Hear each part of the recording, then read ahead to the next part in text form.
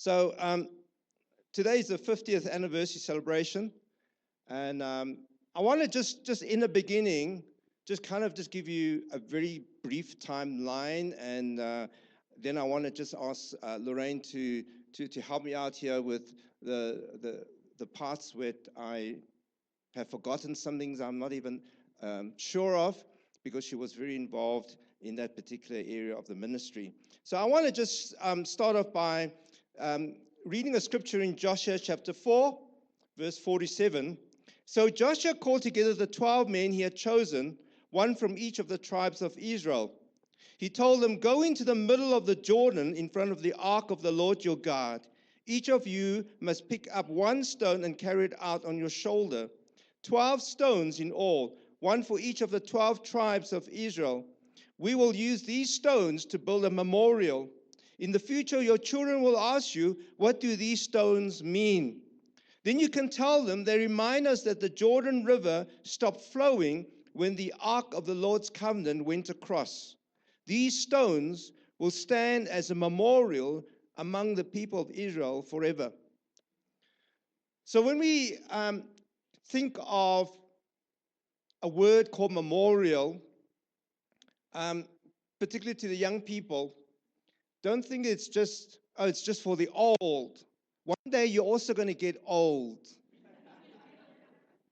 The question is that who will remember the task that was given to you and how you want to perpetuate what you have started in whatever you have embarked on.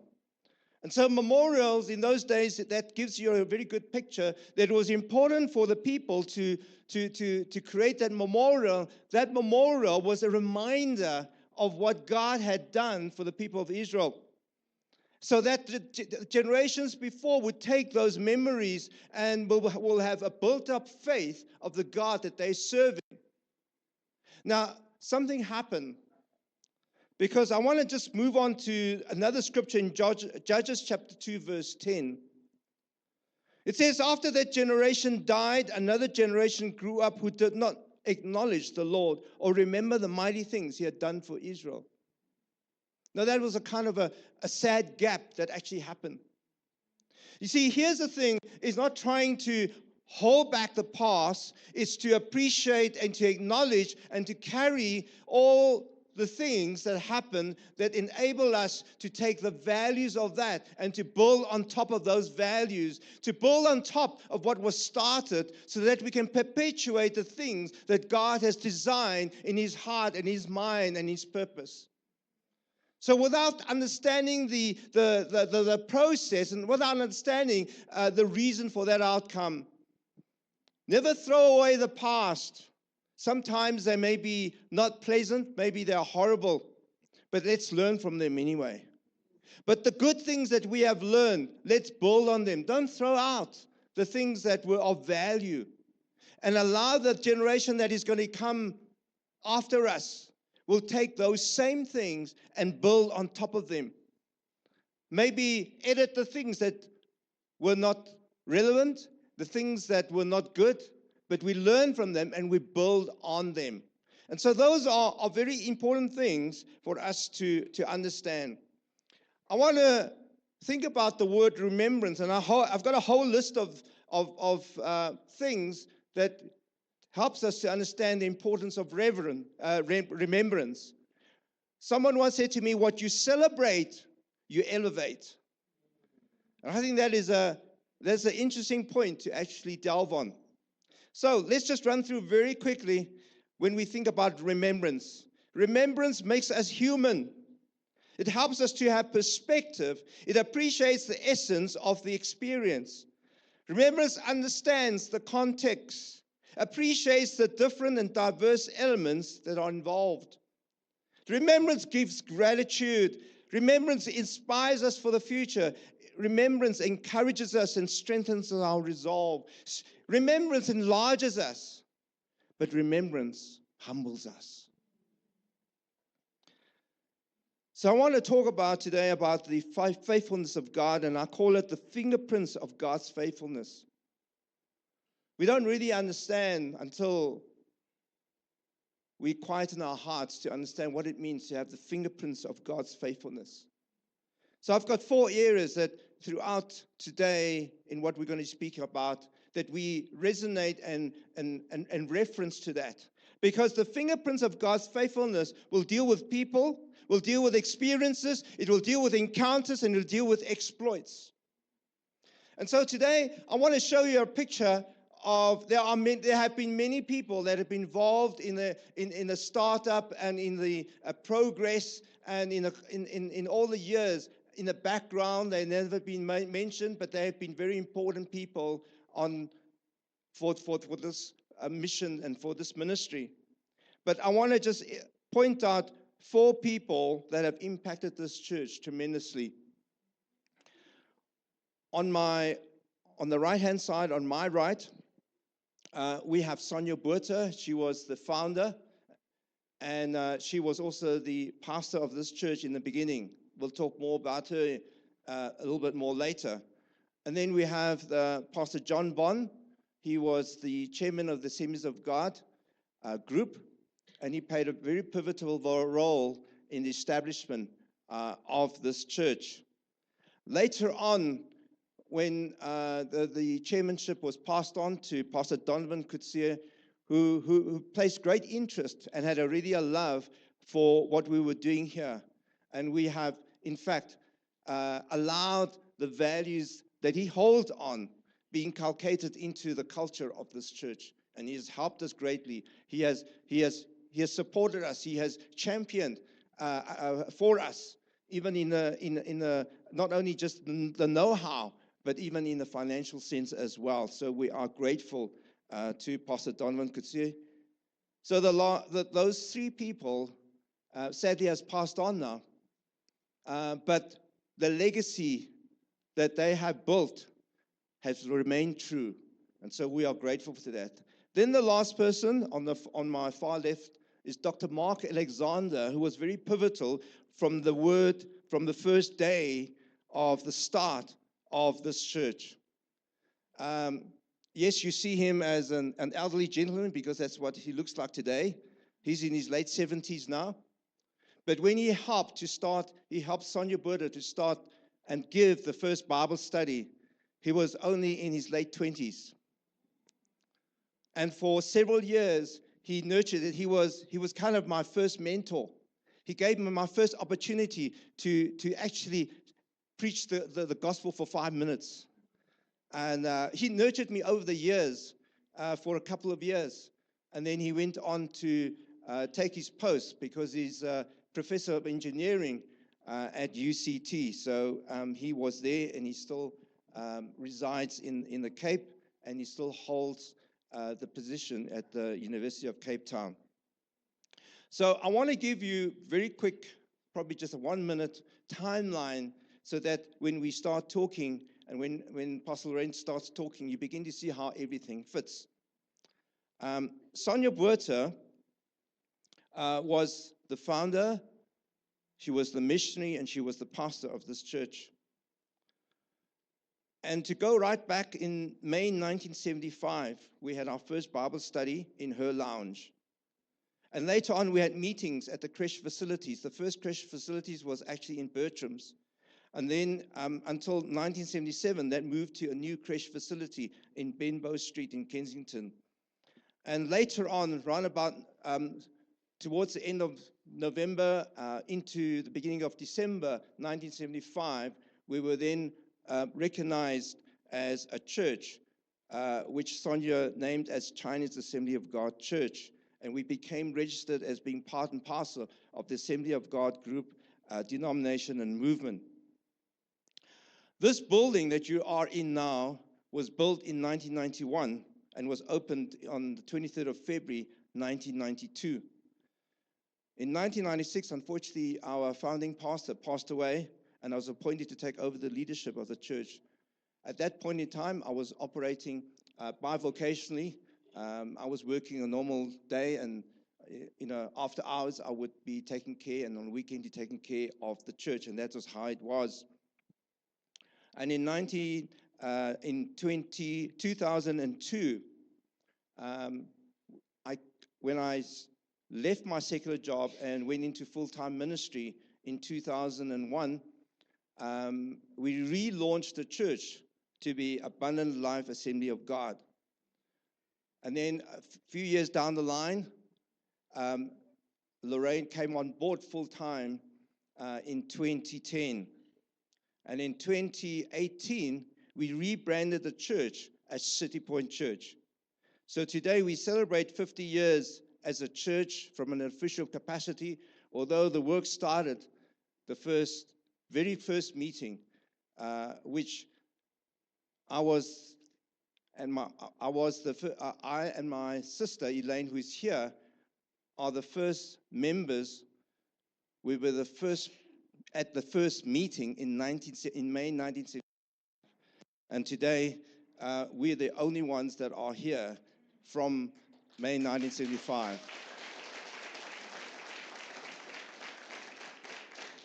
I want to just end off this part with Zechariah chapter 4, verse 10. Zechariah chapter 4, verse 10 says, "Do not despise these small beginnings, for the Lord rejoices to see the work begin." I want to ask Lorraine to take up the next part of the story that we want to just tell you.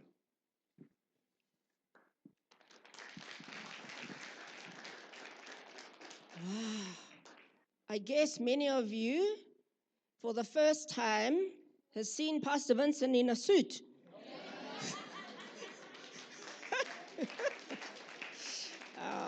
He looks so smart. All right. So, this is because it's a very, very important occasion and requires a suit. Okay. You know, children's ministry has always been the core of this church. It is how the church got established. It is how the church grew. Today, as Pastor Vincent said, we're here to build an altar of remembrance of God's faithfulness on this 50-year journey. Okay, so we've introduced Sonia to you. As a young girl, God called her to give the gospel of Jesus Christ to the Chinese community in Africa, South Africa. Took her a while to understand her vision. And she thought, well, God, how am I going to start doing that? And when knocking on doors didn't work, because families would just, no, I'm not interested. That's a Western religion. So she sat and asked God, what do I do now? And she saw the Chinese children playing in the streets. And she's wondering, why are they not in school? And then she realized that actually there is no school. So God said to her, start a creche for the community. And she wanted to do it legally, and she wanted to do it properly. So she went to the authorities, and of course the authorities told her, well, here's a list of all the things you are going to need if you want to be officially starting a creche with approval. They told her as well, you have to have a nursing degree or a teaching degree. And guess what? She has a nursing degree. You see, everything in your life, God lines it up for your destiny. So she knelt down on that floor at that house in Bertram's, and she says, she didn't even know how to pray. So she opened that list and she spread it out on the floor. And she said, God, read this list. Sometimes we don't know how to pray. That's all we can do. God, you read this list. And he answered every item he supplied. Because, when God calls, he will provide and he will equip. Never doubt that. God is faithful. That was the first of many miracles that it's too long to list here today. Okay. So to start, as Pastor Vincent said, she rented one house in Bertram's and then she rented the house next door. So 2 houses. 1965. She was 26 years old. Yeah, young people, you're sitting here, you're thinking, what can I do? you can start something amazing that is going to last a long time. Community leaders recognized her good work, and they said, we are going to build you a fully equipped creche here, 13 Benbow Street. It's around the corner. You can drive past and go have a look. Okay? Fully equipped with little toilets, little hand basins, everything. She taught religious instruction at the Chinese school. In those days, there was a Chinese school. You were allowed to teach religious instruction and Christianity in school. I got saved in one of those classes in grade 1.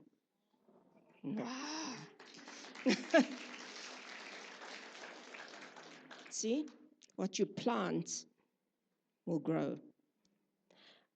When that was stopped, because it wasn't allowed anymore, she started Bible studies after school. Pastor Vincent attended those Bible studies. And in one of those Bible studies, God called him into full-time ministry as a teenager at school. God has a predestined plan for every person's life. Ephesians 2 verse 10 says, "For we are God's handiwork, created in Christ Jesus to do good works, which God prepared in advance for us to do." The first Sunday school was started by Elaine, Pastor Vincent's sister, with 2 children. 2. And today, she is still teaching the children.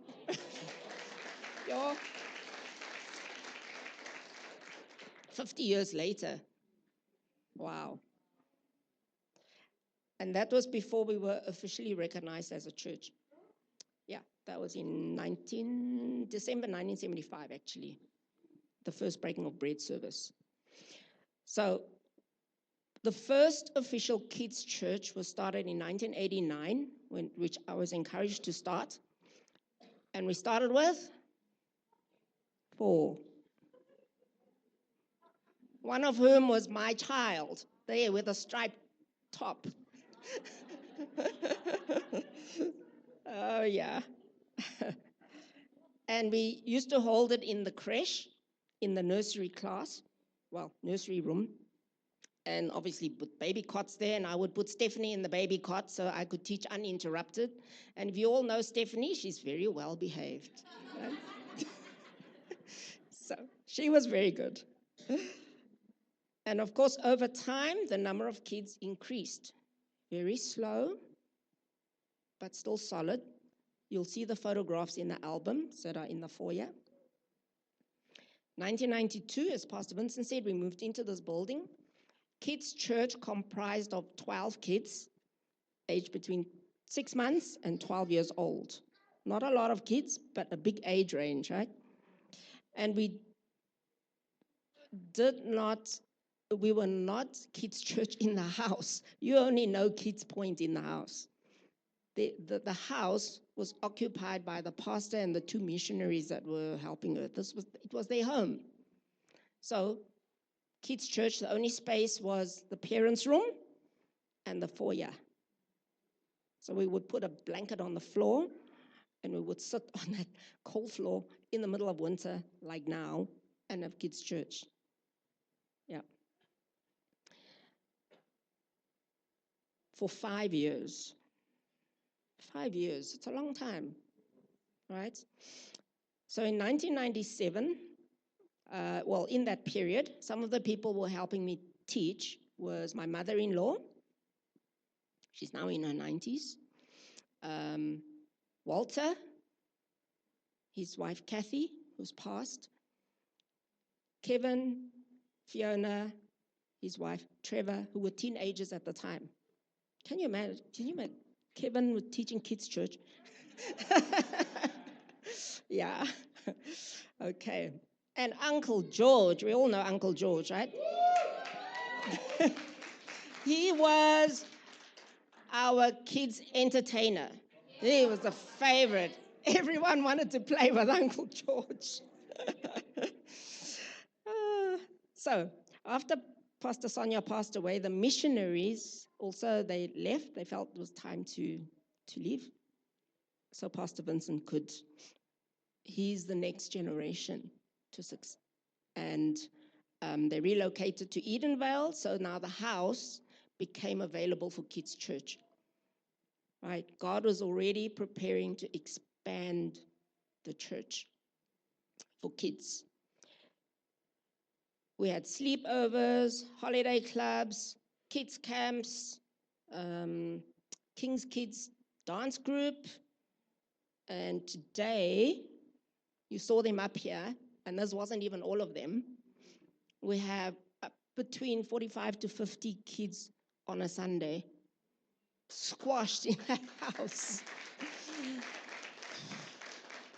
Wow, from 4 to 50. But it took a long time. Okay. And that space is getting small. So we want to we are waiting on God for expansion. Expand that venue. All right. As the kids grew up, obviously, we realized it became necessary to do teen and youth ministry. So in 1988, my brother Trevor, who was at varsity, and I started something called Kingdom Clubhouse again with. It seems to be a number that keeps recurring. Okay, you'll see.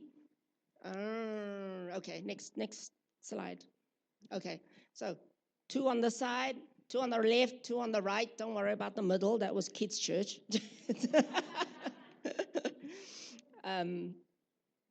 Yeah.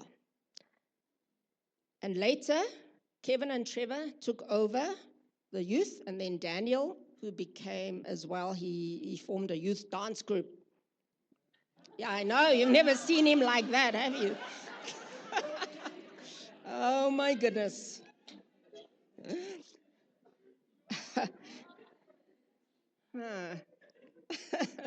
There were youth riot camps as well. That was before we had Stand Conference. We had something called Riot Camp. And on Friday night, we had youth. Okay. Kevin and Pastor Vincent would have to make 4 trips to take them home. 4 trips each. That's a lot. Yeah. So in March this year, you saw a performance here today with 5 youth. I think we have a bit more than that. So at the youth launch, 70.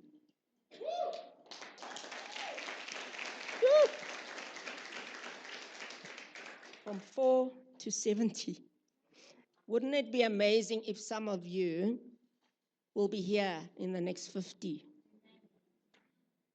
And you can continue telling the story. Okay, as Pastor Vincent said, I only became a staff member, paid staff member in 2010.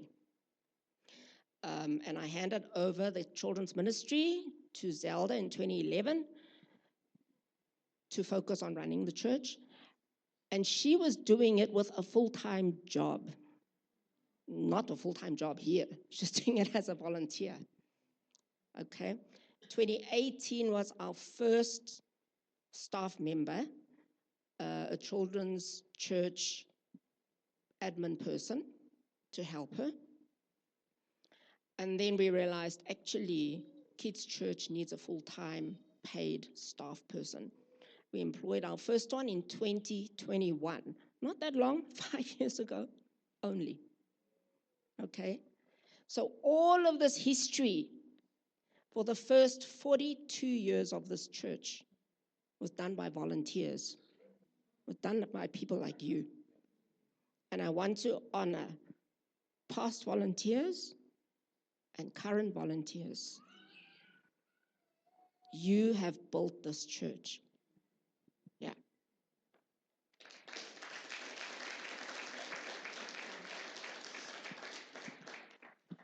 Nothing is impossible with God. You can achieve history. They all arrived on time. They would serve with excellence. And when you do that, you put yourself on the altar of sacrifice. So remember, there's an altar of remembrance, but comes an altar of sacrifice, where you lay yourself down. We are living stones, where we lay ourselves down as a living sacrifice. God will pour out his fire on it, and you will see amazing things. So, soon after Pastor Vincent took over as the senior pastor, 1996, we received a prophecy. 20 years, 1976 to 1996, 20 years. That's significant. You'll see why later. Okay, we received a prophecy that we would be the Joshua generation crossing over to the other side. Yeah, different landscape.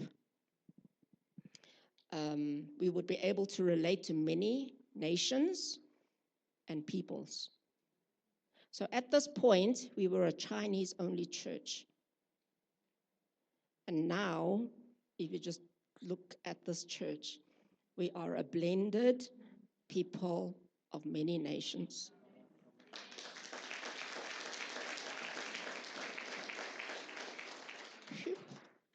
So prophecy has come to pass. Yep. And you do not think that you are a miracle or the answer to a prophecy, but you are.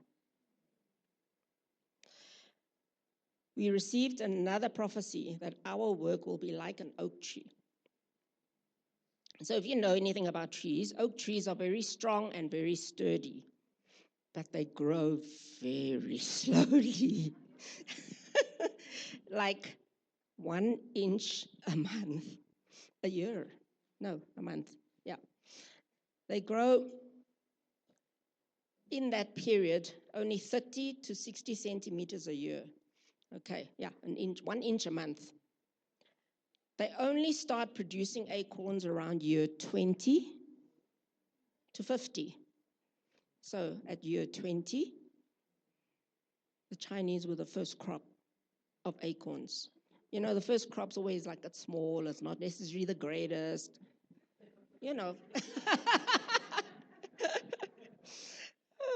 The best is still to come.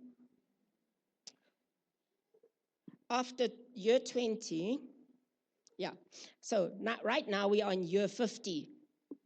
Year 50, you are the second crop of acorns.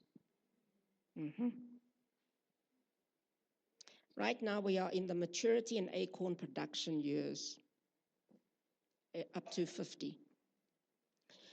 This is only the beginning. And Pastor Vincent and I are astounded at this harvest that is you. Yeah, give yourself a hand. Yeah. Oak trees only reach their full maturity between 50 and 80 years. Okay, so this is exciting for you. This is called the majestic growth years.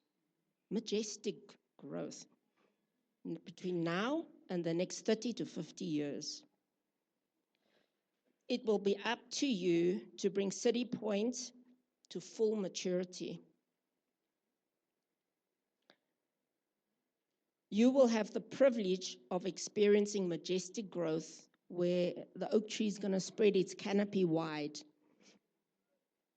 and you are going to have more influence, right, over more people. So yes, it has been slow, but deep roots, and it's up to you to make sure we stay alive. Don't kill the oak tree. Pastor Vincent and I can only hope to catch a glimpse of what that's going to look like during the rest of our lifetime. There is one more prophecy we were given that I feel still needs to be fulfilled. It was said, and they will come, and they will come, and they will come, and they will come. I think this still has to come to pass through obedience and sacrifice from you between now and the next 30 to 50 years. Are you willing to make that sacrifice? Pastor Vincent and I will be long gone by then.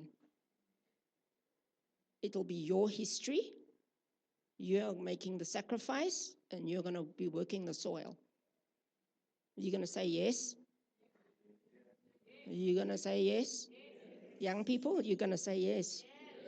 Mm. God heard you. Okay. Many of you are already helping to make history for the future of this church. You're leaders in the church, and you are serving on our vision team. If you haven't, you're not yet serving on our vision team, and you want to be part of history making for the next 50 years, I would encourage you, at the end of the service, we're going to have photo booth and other things in the auditorium. Look for Genevieve. She's going to have a piece of paper where you can sign up to be part of the vision team. Will you do that? Yeah. All right. Remember, God is faithful. When He calls, He provides and He equips. And I want to end with this. Philippians 1 verse 6.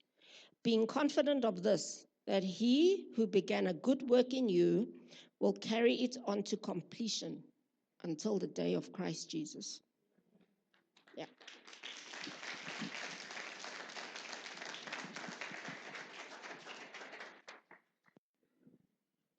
Thank you, Pastor Lorraine.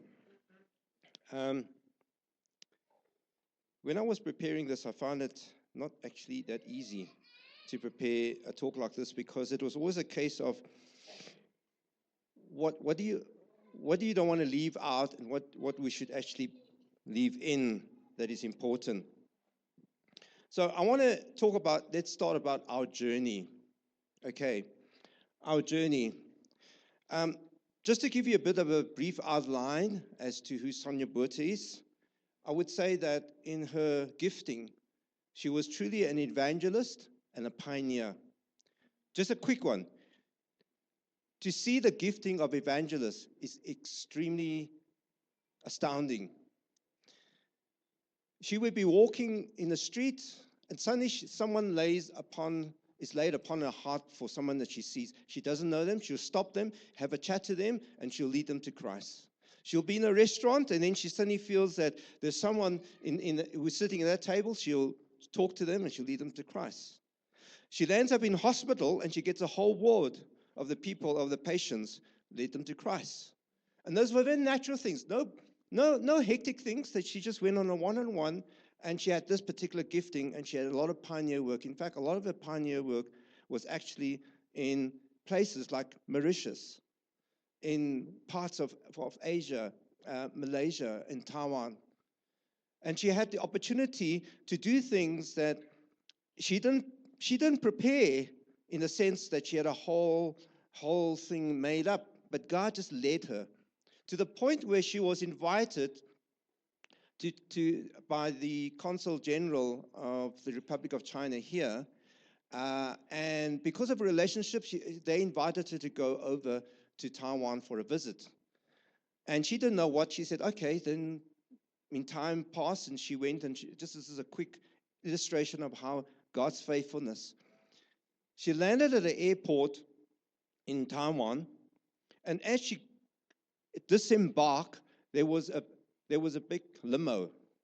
She thought, well, okay, there's some dignitary was on the plane, and they had her name on a placard. This limo was for her. And they took her to Taiwan and showed her the places, and they gave her a banquet of officials.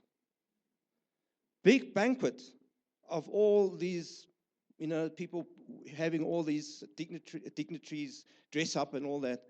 And they gave her a moment to speak. And she just very simply just preached the gospel for that short period of time. And there were many people that raised their hands to accept Christ. Now, you talk about a privilege where God leads you. So the fingerprints of God's faithfulness is something that I want to talk about. I've got some dates there for you to kind of get context She was born in 1939, and she passed away in 1996. And she started the Happiness Chinese Mission, which is really started from the creche. Her ministry was not so much to just have a creche, but it was the vehicle and the conduit to go into homes. And certainly many people were welcoming her because of her connection of the creche. And so she started it, we're not quite sure, but it was 1964, 1965. So that makes her, at the age of 25, 26, that she started her ministry. That's very sobering. She started the Chinese Assembly of God Church in 1975. That makes her about in her late 30s. So you can kind of be in that context. So she was in the ministry for a very long time. And a lot of it is pioneering work. Now, to do a pioneer work which is not your own ethnic group is already difficult. The pioneering work amongst the Chinese was certainly not easy, and some people considered it almost impossible until God intervened. So she was faithful to the end, and although as a person her health was not very strong, that did not limit her dreams. Eventually, in her heart that God laid upon her to establish a church in 1992, and this is the church where it is. In Jeremiah chapter 29, verse 11, we read the scripture. It says, "For I know the plans I have for you, declares the Lord, plans to prosper you and not to harm you, plans to give you hope and a future." So, let me move on to a couple of things that would challenge us as individuals and to challenge us as a church unit and as a church body. So, I've got their questions. Why are you doing this? What does it look like? And how does it work? Now, I thought this was very interesting. Vision is not a roadmap. It's the reason for having the map in the first place. Sometimes we can manufacture a vision, but that's not really a vision. And we just said, well, I've got the vision. Well, that's nice and fine, but where's the direction? Where's the map? And it's always difficult to look at the roadmap. I want to give you a quote by Dr. Gavin Adams, which I thought kind of explains things when you talk about church. And this is what he said: preaching fills the seats, leadership builds the church. Preaching reaches ears, but leadership shapes culture. I wish I understand that right in the early days when I first started. It would really just kind of make more sense, and I only learned this on later on. And therefore, in City Point Church, the vision for City Point Church is two statements: love God, build people.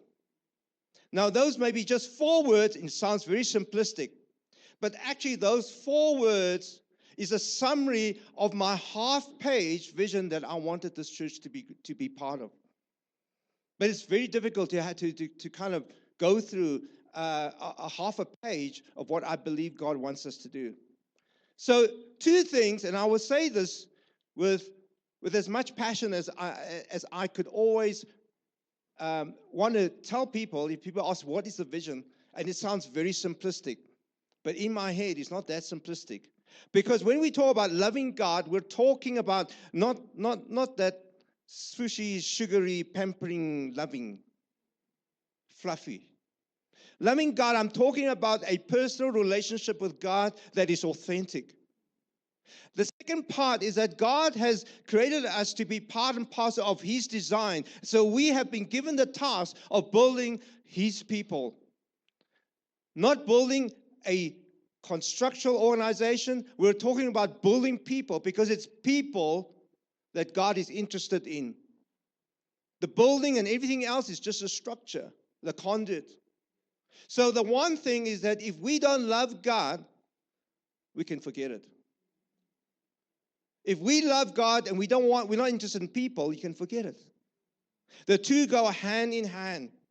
So I want to start off by mentioning some memorable people that impacted the church.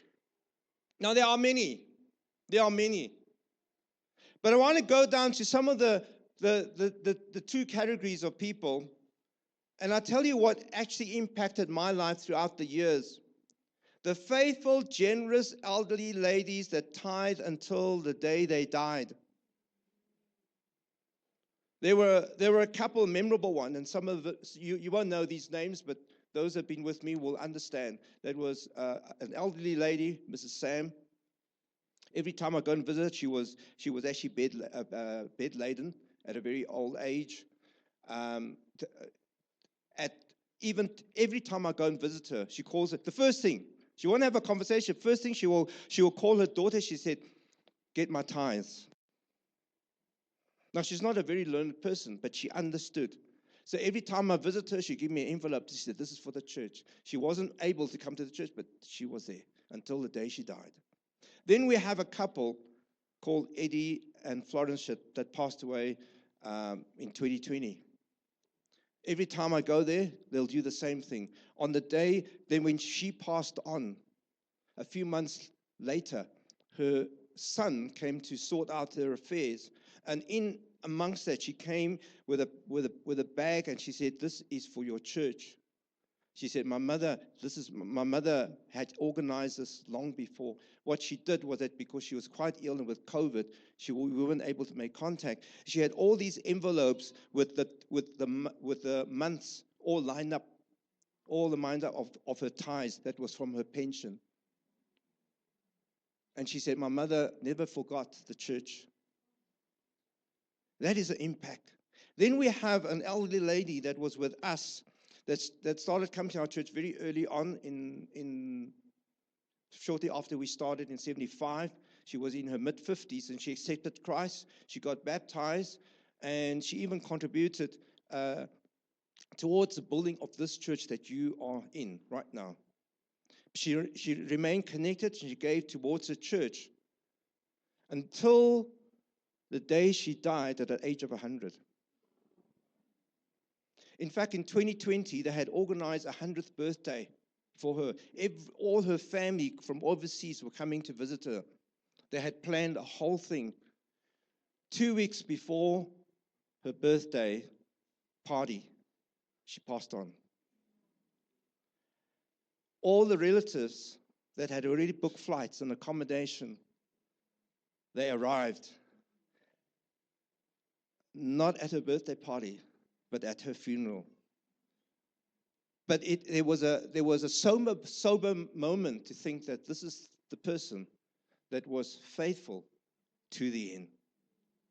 Then there's a couple who are in ministry that Sonia Buerta had connections with in relationship for a long, long time. This couple, Pastor John and Elizabeth Ip from the Hong Kong Assemblies of God, he was a regional leader of all the Hong Kong assemblies of churches in there. And they retired, they sold their apartment, and they contributed some funds into the church because we still had a loan to be paid off.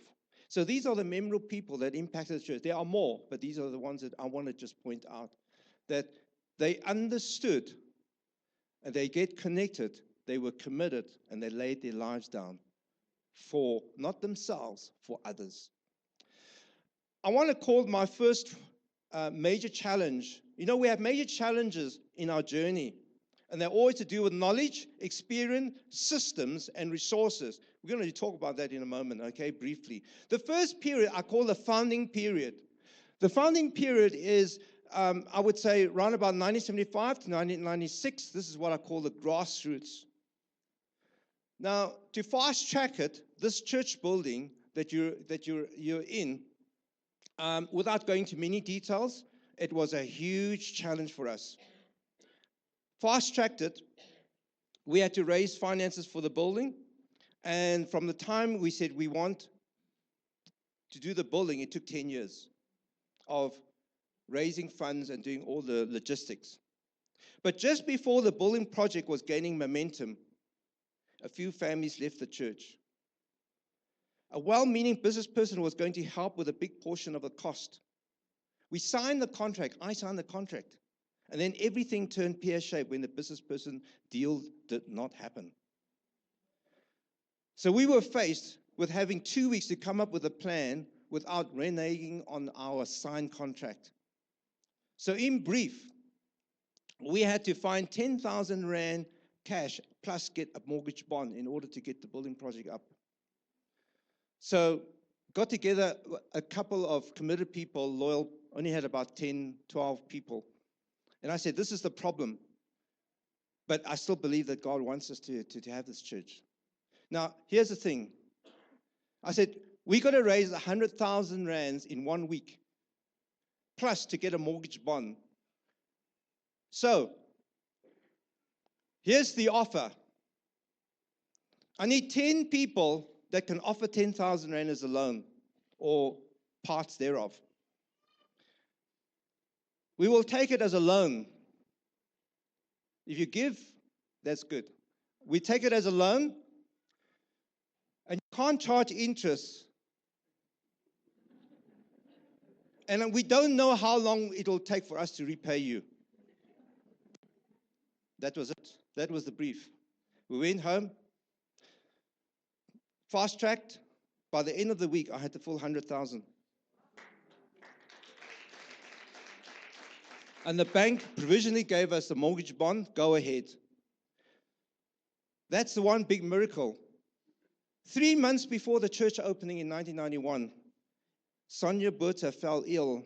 In fact, she had to go through a kidney dialysis on Christmas Day in 1991. And the church opening is at the end of February. So we're panicking now. In January 1992, after the kidney dialysis, she was in coma for 3 weeks.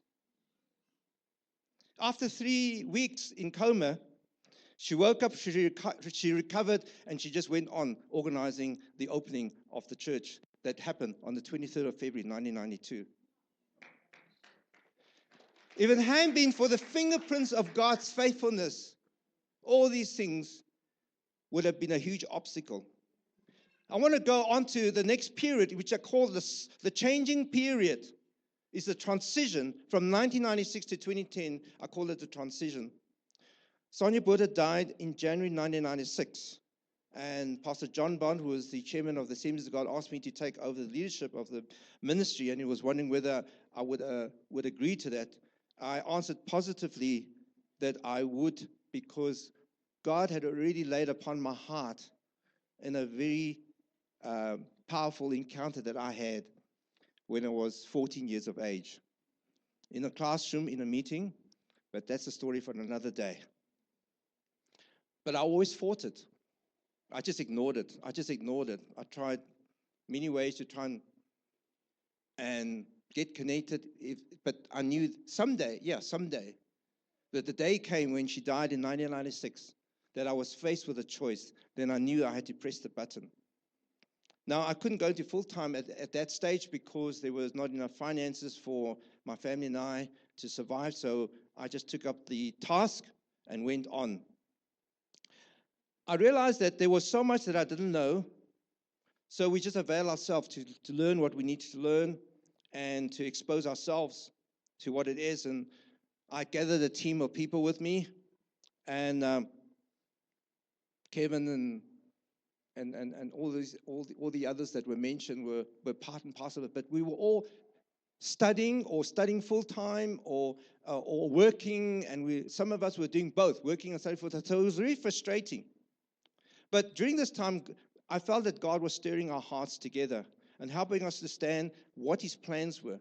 We had to change. We had to do things differently, or eventually cease to exist. But we felt that as a team, that God was stretching us to break our cultural boundaries and be a community church of this area that we're in. So we felt very uneasy because we were stepping into an unknown and uncertain era and landscape, and we didn't know what to do because we were untrained in this particular aspect. But it was exciting, but scary. But we allowed that vision to settle within us. Now, many changes could only happen of slight nature until I went full-time. Now, I always thought that, when you have more people and you get more money, that's when you go full-time. God didn't want to do it that way. He just said, no, you must do it. So we pressed the button. And we went full-time in 2001. In 2001, I handed my resignation. It was quite amazing. It was in June 2001. I had to forego 6 months of salary, which I did. And I took a 25% drop in my previous salary from 2002. And we relaunched the church in February 2002 as Abundant Life Assembly in this church. In 2010, Lorraine left her work to come full-time. She took a 30% drop in salary when she came on board full-time. And that was the best decision ever that was made. Because after 2 months, congregation came to me and said, they've noticed a whole difference, a whole big difference. Because for me, everything was falling through the cracks. Okay? So, there were a lot of challenging things, but one of the things that were challenging is technology. I want you to have a look at this technology. See, the technology is a major challenge. Some of you don't even know what those toys are. Now, let me give you briefly, okay? Some of you don't know what things are. I'll let you know what those things are. On my right, here, on this side here, you see that the little contraption, it's actually called a slide projector. Some of you don't even know what it is. Go and Google it. Okay, how a slide projector works is that, as you see, it's a little square thing, okay, with that you see there. I wish I had a pointer, but it doesn't matter.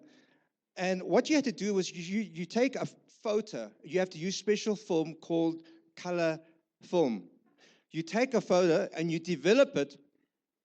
It's not that one. You develop it. You take a photo, you develop it in that form. Now, that's not complete. You have to buy a slide projector, and you put the slide projector in. Now, that's the beginning of our media. So if you think about media, that's where we started. Now, this is interesting. Kevin actually just mentioned to me this morning, because I said, I've got something to tell you about, and that was his first thought. He said, don't tell me that was about the cross at Easter. I said, yes, it was. You see, what happened was that in the Easter service, I wanted some media. Now, we don't have any things that we didn't know anything. So I decided, I gave him a brief. I said, you and Trevor go and make a cross. And I want you to take some pictures of a cross and either kneeling and, I just kind of gave him a very brief analogy. So he and Trevor went to the hardware store and he bought 2 pieces of planks and he nailed it together so they got their cross. So now, how did he get the landscape? You got to have background. So they went to some of you know there's a copy nearby in Darra Center. Okay, so they climbed up to the copy there to find a good setting, and I've got about 6 pictures of them taking pictures for themselves, in that realm, and then they took across, and they gave the camera back to me. I developed it. Okay, I had these phones. I took my dad's slide projector, and then we played it here. But now you see, if you just look at the pictures, it's boring. So what we did was we used a tape recorder. We got selected a nice music, all right? But there's only 6 pictures. So we kind of had to drag the whole thing for about 30 seconds. So it kind of makes sense. So we told the story of Easter, and in that, I still have them actually in the office, of the picture of him and Trevor, and making those different postures to depict Easter. Now that is media for us, and we say, yay! Nothing of this smartphone business. And then on here, we have an overhead projector. I know that it looks like some contraption that came from space. But anyway, we had an overhead projector. Now, I just want to stop there for a moment. When we started church, the overhead projector was not invented. That's how old I am. All right? You know what we had? We had redemption hymnal books. These were the first invested objects that you buy when you start a church. Go to any church that's longer than 50 years. This is the first thing you buy when you start a church. Redemption hymnal books, okay? Every time you come to church, they give you a hymnal book, and then we choose the numbers and we sing worships. Okay, so this is where we start. Now, we make progress. We have the overhead projector. Overhead projector is that you have to write on sheets of plastic, and you move it. We used to have, Vision team, we used to have a job that is just to change slides. Your job is just to move the sheets of. It's a very important job. Don't laugh. Because you need to know the sequence of the song. You can't just move before the people are finished. You need to know what is the next chorus, the next whatever. Okay? So you need to know your worship before you can actually even move the sheets. Right. Let's move on. That big thing, that mammoth thing is what we call a hi-fi system. How many of you know what is a hi-fi system? And you? Oh, there's a number of you. Okay, that was my hi-fi system. It was my pride and joy when I first got married. I would buy my own hi-fi system. Guess what? I use that hi-fi system every single Sunday. We bring it here and we will play worship with that hi-fi system. That is our sound system. Very proud of that. On this left, that is not a Wi-Fi router. That is a tape recorder that uses cassette tapes. All right? Now, we used to record my sermons that I preach on those tape recorders. There's a person with that job. He's just to press the red button to record. And when it's finished, we will flip it over. There was one day where we didn't have enough people helping me, but I was preaching. So what I did was I put it in, so when I come up after worship, I would actually press the button and I'll start speaking. And then when the tape finished, it said click, and I'll stop preaching. I flip the tape over, press red, and I'll start continuing to preach.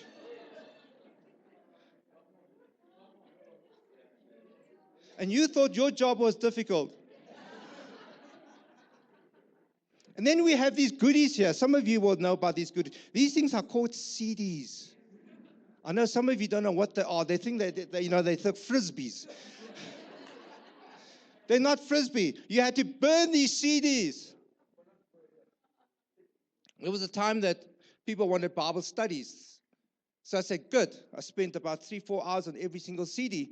And the first month, sold out. Second month, a little bit less. Third month, only 10% asked for it. By the fourth month, only one person asked for it. So I ditched the whole project. Okay, so that is the challenging part of that.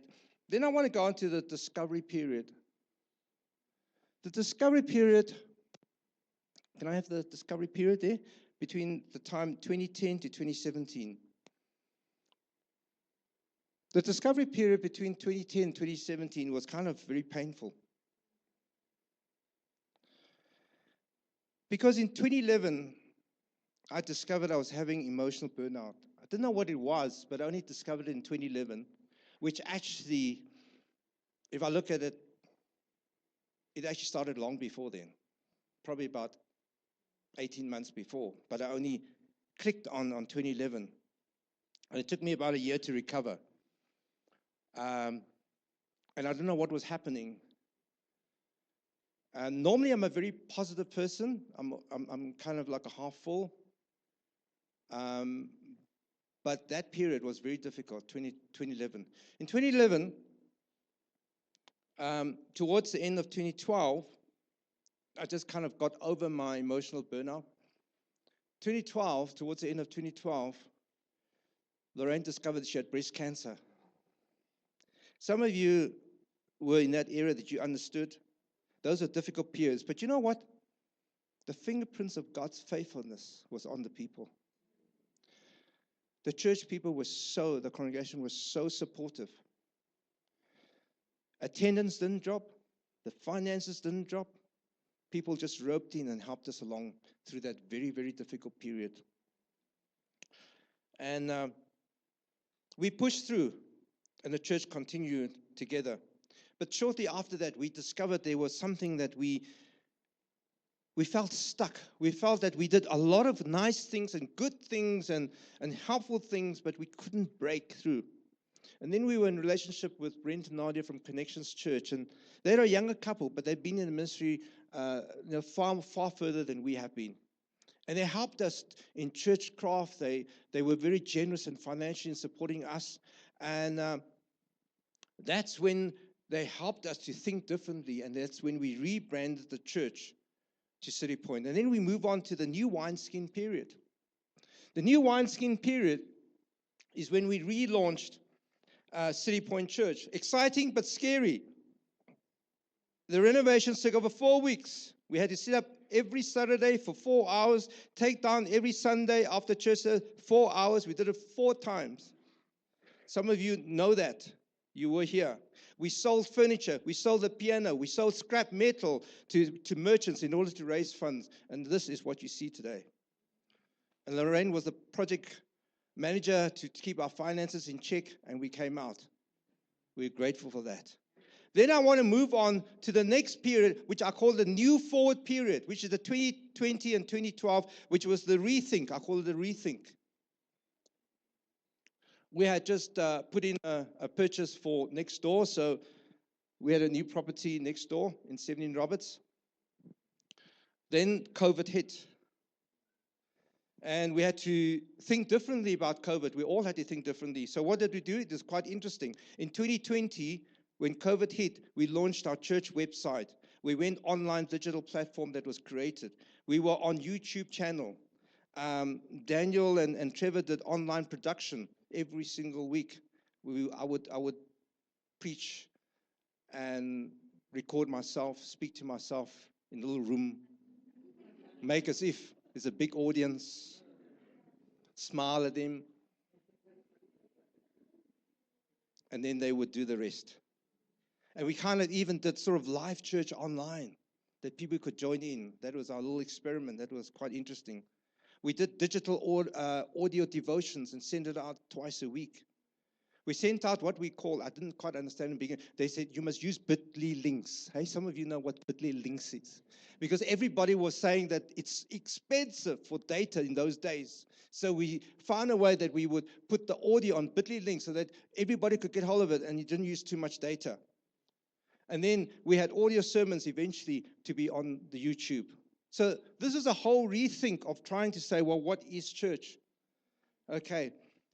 During this particular time,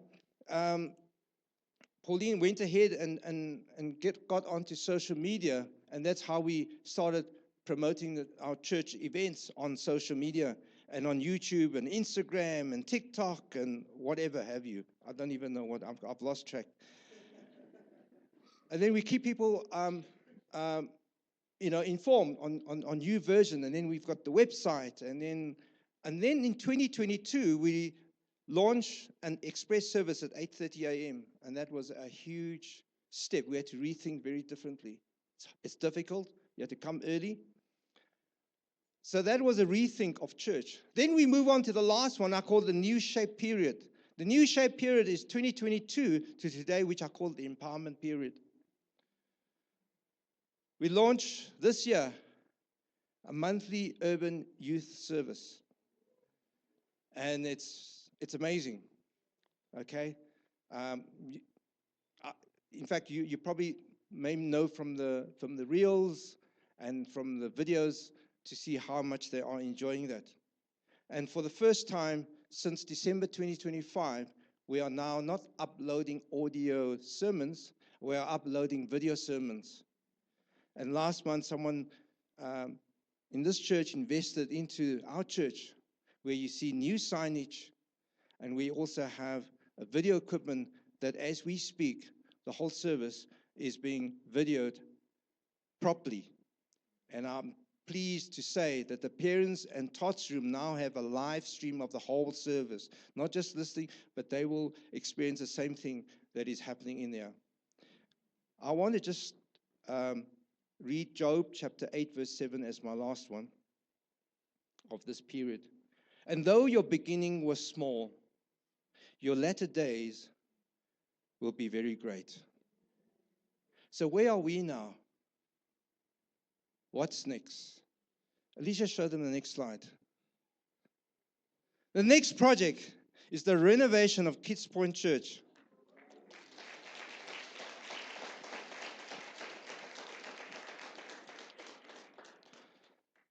Both Laura and I have find this part as a very important part of our church. And we've talked about it many times. imagining, have ideas. Last month, we had a phone call to meet one of the pastors who are friends with ours, um, Church Alive from another area of Joburg, and we met for brunch, and they just asked about how we are, and they said, God has laid upon their heart for their community. They gave us 50,000 rand as seed money for the start of the Kids Point Renovation Project.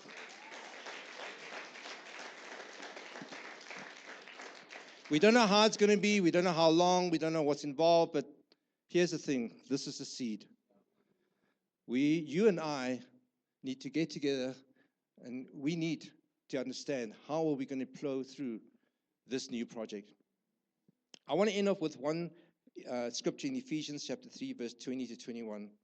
Now to him who is able to do immeasurably more than all we asked or imagined, according to his power that is at work within us, to him be glory in the church and in Christ Jesus throughout all generations, forever and ever. Amen. The fingerprints of God's faithfulness is all over you, is all over this place, because God is interested in people. God bless.